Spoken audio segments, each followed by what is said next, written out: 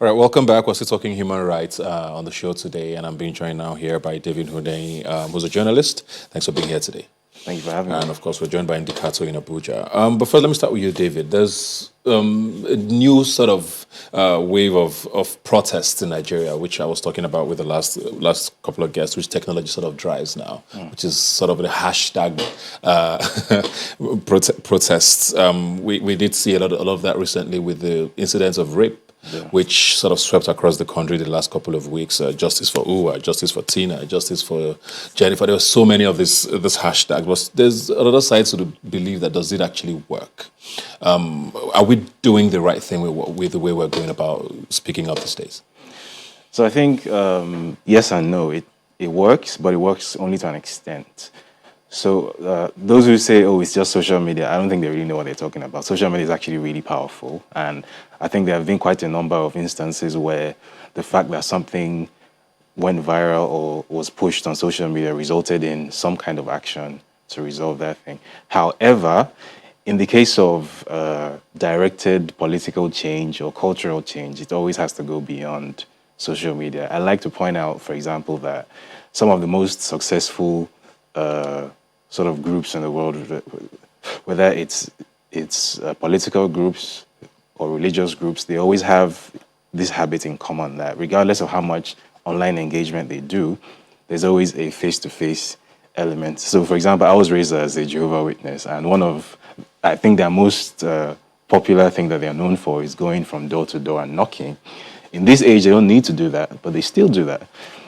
Political formations around the world, people still go from door to door with flyers because that face-to-face personal contact can't be replicated online. Yeah.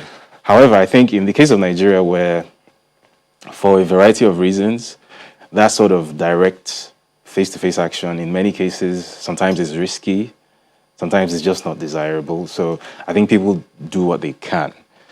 So ultimately, we will need to have that conversation about taking this thing offline. But I think for now, it's unfair to criticize those who are doing some sort of advocacy online. Yeah. Do you think younger people are lazy? It almost feels like when the military was in power, we saw more activism on the streets in Nigeria. Democracy has come where there's supposed to be more free will. Getting people to come out and actually protest on anything, whether peacefully, seems harder these days. And a lot of people believe younger Nigerians are lazy or just want to sit down and type. Do you think that's the case? It's not necessarily a thing about laziness, in my opinion. I think it's a thing about comfort. So in the Abacha years, for example, I don't know if people came out protesting in Abacha years, but in the Babangida years, maybe, when such things could still happen.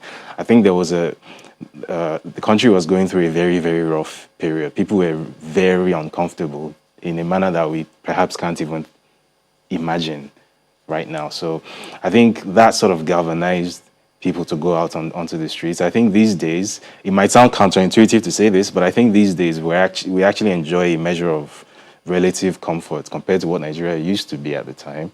And we also have a lot of distractions to keep our minds off of these things. So these factors combine to sort of keep us indoors because, who wants to go out when you can stay indoors and play your FIFA on PS5? Put out a few tweets. Exactly. Let's go to Abuja now and joined by human rights activist Ndikato. There's a lot of younger people, like I say, who believe that a lot of things hinder how we go about our activism these days. What are the challenges that you, as an individual, face in this new age of activism?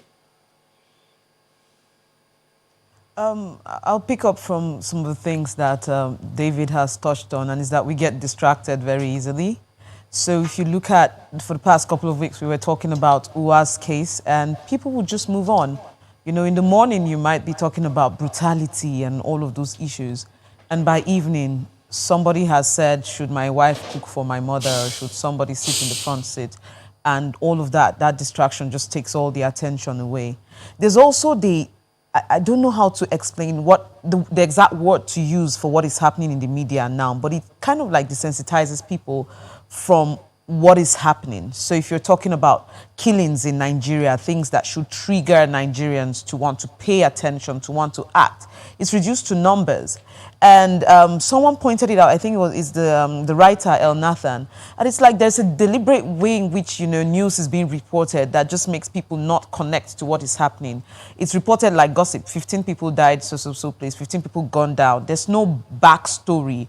There's no, history of this thing, nothing. So some of those things too take our minds away or reduce the intensity of things that could keep us out on the street or keep us talking. And I think another issue I face as an activist, you see, I think in Nigeria, everybody wants to be a hero. We're seeing those kind of things. So a movement comes up, end SGBV or state of emergency SGBV, and would expect that, everybody throw your weight behind state of emergency SGBV. But then again, because, this platform democratizes voices, so people think, oh, let them go ahead and do their own this side. We would also do here, it kind of like takes attention away or, divides movement into smaller units instead of a big unit. And I think the either Dr. Sam Amadi or Dr. Joe Odumakin touched on the poverty issue. I think people have gotten to that level of poverty. People are tired and are existing on survival. Every day you wake up as a Nigerian, you just want to survive. You want to get to the next point. You want to get to the next day successfully. And some of these things, people can't really just stop to pay attention to them. Even as an activist, I find myself in such situations some days. Like you hear something and you're like, oh, I just want to survive today. I just want to get through today. I just, again, and all the loopholes and all the pitfalls in trying to solve these issues and how difficult every step of the way can be in trying to solve these issues. So I think some of these things, they contribute to making these difficult for people. I know it looks like, oh, our generation is not doing enough or we might be busy with other things. No, there's a certain level of oppression you would face and see nothing happening that, might push you to silence. And that is another thing. But what we thank God for, what we're thankful for, is that, again, the space has been democratized. Our voices can be heard.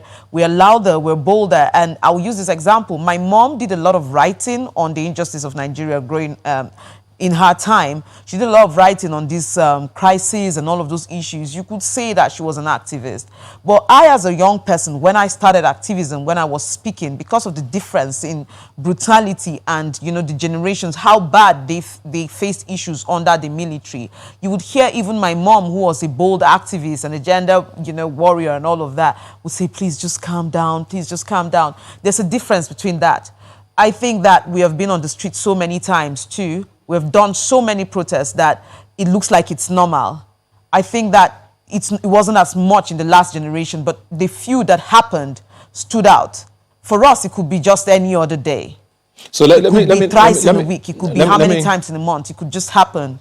Sorry to cut you in there, because you mentioned a few things that I want to touch on. First of all, you mentioned the fact that the media maybe might play a role in the fact that, people get desensitized to a lot of things. But on the other hand, which I mentioned with the earlier guests, we've had so many cases of journalists, quote unquote, being hounded and disappearing. We don't know what's happening, but these things are happening, whether we like it or not. And there's a fear for a lot of people who say, okay, I can't do my job fully as a media person because I don't know what the consequences might be.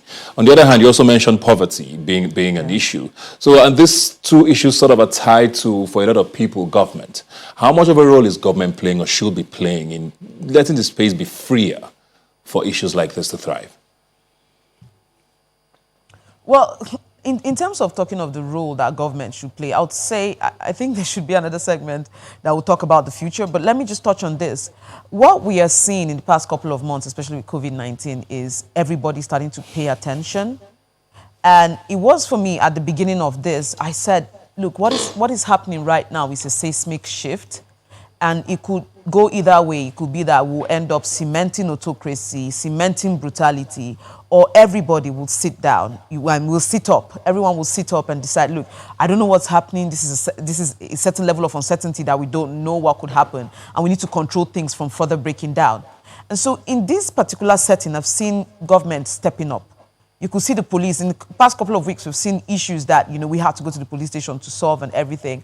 And you would see the police, some officers want to prove stubborn, but it's like there is an order from above, like, no, this can't happen at this time. This can't be this way. This cannot be that way. And what I would say is, can this be sustained, please? Yeah. Can this be sustained? Can we have the sustenance of key government organizations that are trying, or their mandate is actually to pursue human rights, to ensure human rights, sustain what is happening? We have NHRC stepping up to the plate. We have NAPTIP. We're hearing a lot of these organizations. I think even Malami came out with a statement for what they are supposed to do. And so we're seeing in real time government stepping up to what it is they are supposed to do. But for me, number one is that we need this to be sustained. We need this. Let me come to David here. Sorry. Beyond this. Sorry, Sokoche. I just want to come to David now because we have our time isn't that much. Something that's sort of gained traction in the last couple of years, started in America, has become a very popular phrase around the world now, is fake news. And a lot of young people are accused of fueling this. You go on social media, something is trending, you realize it's a lie or something made up by somebody. And most people believe that a lot of this government trying to control the spaces because of things like this and what it might cause.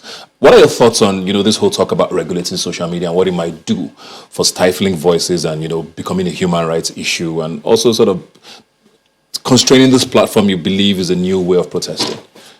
First of all, I want to point out that if we want to talk about fake news and distribution and dissemination of fake news, between those who do it on a social media level and those who do it in an official capacity in government, I think there's serious competition between them. This government is also guilty of putting out fake news. They do so regularly.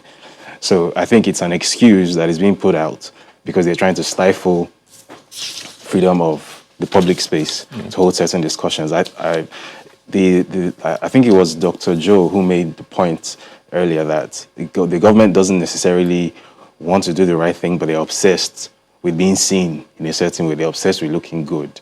And unfortunately, when people like us are having the conversations we do on social media in the very unfiltered, raw, earthy manner that we do, where we don't do the whole sass, I think everybody says things as they see it, the government really doesn't like that.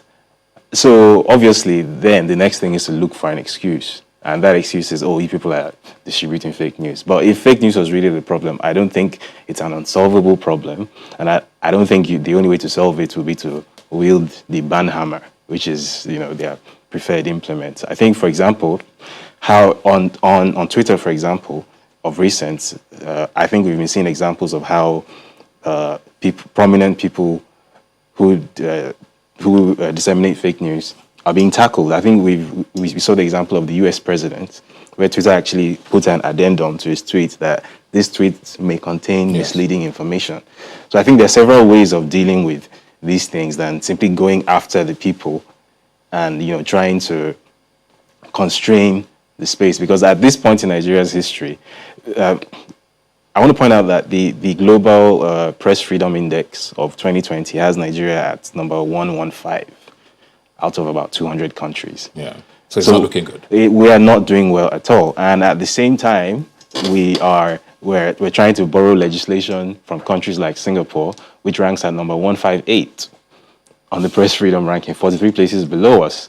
So I think we can clearly see what direction the government is trying to head in. Yeah. And fake news is obviously the easy scapegoat. So I think that needs to be really resisted frontally. Ndikato, one sentence or one word, are you hopeful? Yes, I am. Okay. For are you now. hopeful, David? I have to be. Okay. Thank you very much, guys, for joining us. I mean, it's a conversation that needs definitely more than 15, 20, 30 minutes, but we'll continue to talk about it and hopefully continue to hold government accountable for their actions. We'll take a break now and be right back. Please don't go away.